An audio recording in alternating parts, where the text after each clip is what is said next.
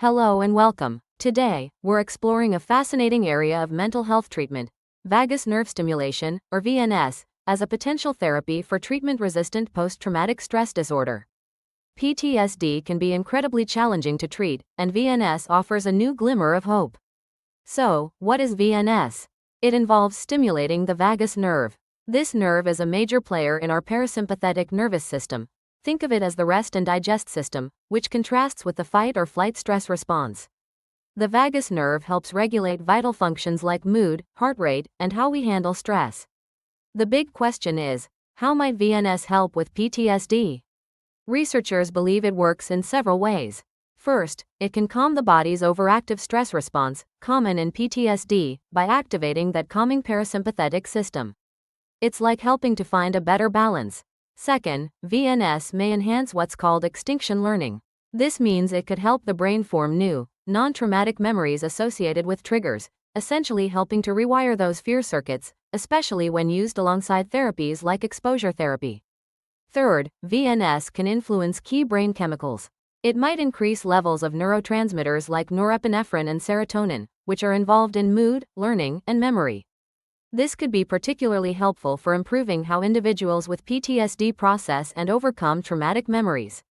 Another potential benefit is VNS's anti-inflammatory effect. Chronic stress and PTSD are often linked with increased inflammation in the body. VNS might help reduce this, contributing to overall therapeutic effects. It also seems to modulate activity in brain regions crucial for emotion regulation, like the prefrontal cortex and amygdala, which are often dysregulated in PTSD. What about clinical results? The research is growing and quite encouraging. Studies, including trials with non-invasive VNS, have shown significant reductions in PTSD symptoms compared to placebo treatments. Patients have also shown improved physiological responses to stress reminders, like a calmer heart rate. Some studies even suggest long-term benefits. One recent trial reported that patients with treatment-resistant PTSD were symptom-free up to 6 months after combining VNS with traditional therapy. Incredibly, all participants in that specific study reportedly lost their PTSD diagnosis. A major step forward is the development of non-invasive VNS devices. These stimulate the vagus nerve through the skin, perhaps on the neck or ear, making the therapy much more accessible and safer than older, surgically implanted devices. These non-invasive options are generally well tolerated with minimal side effects. Some have even received breakthrough device designation from the FDA for PTSD. However, it's important to be clear, VNS is not yet a standard, widely adopted treatment specifically for PTSD.